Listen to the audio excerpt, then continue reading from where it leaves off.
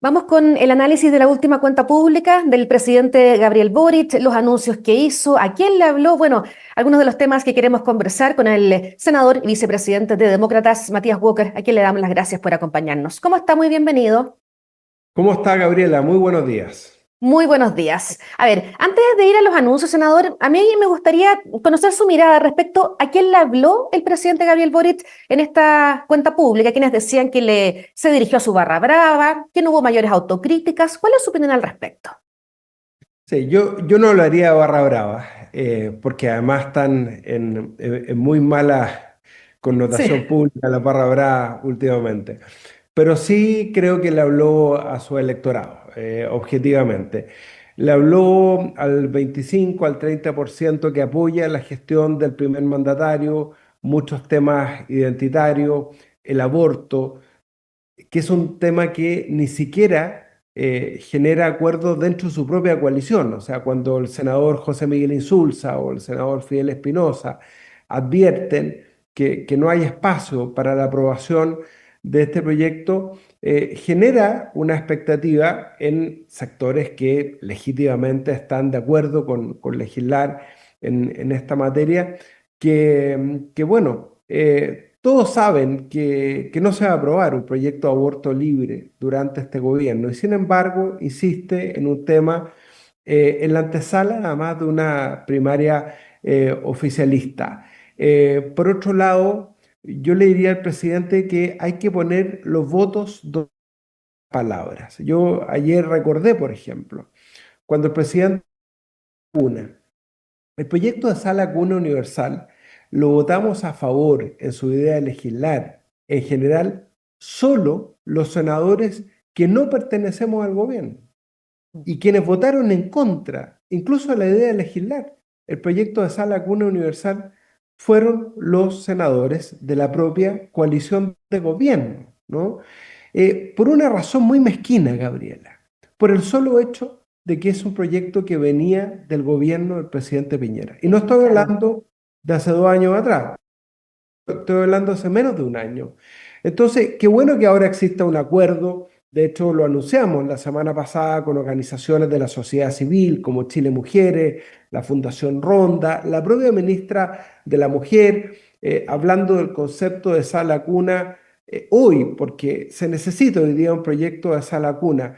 Pero qué pena que cuando teníamos la posibilidad de darle un impulso a este proyecto, de aprobar la idea de legislar, los senadores de gobierno votaron en contra. Entonces, por eso yo digo, no bastan las palabras bonitas, ¿no? Hay que poner los votos donde se ponen las palabras. Y un proyecto que lleva, pero tanto tiempo ahí en el Congreso esperando que avance. Usted dice que el presidente Boric le habló a su 30%. Hay quienes cuestionan que no hubo mayores autocríticas, por ejemplo, caso convenios. Por supuesto, porque faltó eso en el relato. Así como el presidente señaló que había un proceso de aprendizaje, que las cosas tienen que hacerse bien de forma más gradual, que incorporó a su gobierno el socialismo democrático, con quienes antagonizaron en el pasado. Me llamó mucho la atención, entre paréntesis, a Gabriela, que hablara de antagonistas, que es un lenguaje muy de los años 60. Pero faltó, porque cuando Giorgio Jackson hablaba que esta generación tenía una moral superior a quienes los antecedieron en la administración del poder, y se refiere tanto a la concertación como a Chile Vamos, obviamente que faltó esa autocrítica cuando hay personeros de gobierno del Frente Amplio involucrados directamente en estos casos, ¿no es cierto?, con desafueros de diputados de su propia coalición y no solo de otras coaliciones. Entonces, faltó mayor autocrítica, sin duda. Tatiana Clima decía hoy día en una columna en el Mercurio que Boric no solo buscó defender su gestión, sino también reposicionarse ideológicamente ante su sector. Entonces ahí surge la pregunta si tal vez es un Boric 2029. A ver, yo creo que hay dos elementos, ¿no? Primero, él trata de consolidarse como líder de la izquierda, ¿no? Y eso con miras a lo inmediato, que son las primarias, donde además compite un amigo de él que es de su ADN del Frente Amplio, que es Gonzalo Vinter, su compañero de ruta de hace mucho tiempo, desde la universidad, Convergencia Social, etcétera. Y también pensando en lo que creo que el presidente Boric se asume ya en la oposición al próximo gobierno y se con su discurso como líder de la futura oposición. El proyecto de aborto libre, sin causales, usted hacía mención, ¿es un anuncio simbólico? Porque claramente no están los votos, es bien difícil que logre avanzar en los meses que quedan de este gobierno. Efectivamente, es un anuncio simbólico y lo han dicho senadores del propio oficialismo, lo dijo el senador Insulza, lo dijo el senador Fidel Espinosa. O sea, cuando hoy día tenemos secuestros, por ejemplo, de este empresario en los Andes que asesinaron, ¿cierto? Aparentemente tres colombianos son los autores. Cuando tenemos balacera en los colegios, o sea, es el aborto hoy día la principal demanda de la ciudadanía, cuando ya aprobamos un proyecto de aborto en tres causales. Las Me encuestas dicen que no, que no están ahí, no están entre las prioridades. Sí, y aun cuando ayer Cadem mostró que tiene un apoyo mayor al que quizás uno cree, ¿no? Claro. Pero la gente distingue. Cuando le preguntan si está de acuerdo con la despenalización del aborto en tres causales, que es lo que ya se aprobó, mayoritariamente dice que sí. Cuando le preguntan por un plazo libre hasta las 14 semanas, el apoyo es mucho menor. Mm. Entonces, yo hago la comparación, Gabriela, usted se acuerda lo que fue la última cuenta pública del presidente Lagos. El presidente Lagos terminó ovacionado en su última cuenta pública, aplaudido de pie por todos los sectores, su mandato con una mayoría muy relativa, le ganó por 30.000 votos a Lavín, era el primer presidente socialista después de Salvador Allende, venía con una serie de incertidumbres su gobierno, ¿no? Y terminó con tratados de libre comercio, con una economía creciendo, con acuerdos transversales, acuerdos con los empresarios, con los trabajadores. Entonces, yo digo, hago ese contraste. El presidente Lagos, que es un presidente de izquierda, ¿no? Centro izquierda, social, terminó su mandato ovacionado, aplaudido por todos los sectores. El presidente Boric termina su mandato aplaudido solo por sus adherentes. Otro anuncio de ayer, esta transformación de Punta Peuco en un penal común. El ministro de Justicia decía que el penal está al límite, entonces no se sabe muy bien qué se podría hacer ahí, si trasladar a otros presos, pero está lleno. Si yo lo que entendí del anuncio, Gabriela, es una reconversión del penal de Punta Peuco, que si es así, me parece que está bien pensado, porque hoy día es un lugar donde cumplen condenas, ¿no es cierto? Personas condenadas por violaciones a los derechos humanos. Cerrar Punta Peuco sería un error. Lo lógico es reconvertirlo y, por ejemplo, permitir que mujeres privadas de libertad, mujeres que son madres, por ejemplo, de niños pequeños o mujeres embarazadas, a propósito de un proyecto de ley al respecto que estamos discutiendo en el Congreso respecto de delitos menores, bien podría cumplir condena en ese recinto. Porque el problema que tiene Chile es de hacinamiento carcelario y Claro. eso es objetivo. No sabemos tampoco si cuánto puede servir lo de Punta Peuco, cuánta gente podría recibir más y, como le decíamos, está al límite. Vamos al otro anuncio, estas críticas al gobierno de Israel, medidas para diversificar la industria. El embajador de Israel decía que el único que quedará perjudicado va a ser Chile. Bueno, yo voy a partir por lo positivo. A ver, Primero, descartó ruptura de relaciones diplomáticas. es un rumor que había corrido, claro. Yo tenía varios diputados de izquierda detrás mío ayer en el Congreso y estaban muy desilusionados porque lo que esperaban era el anuncio de ruptura de relaciones diplomáticas, que claramente es un error, porque las relaciones son entre los estados, entre los pueblos y no entre los gobiernos. De hecho, el propio presidente Boric hizo esa distinción.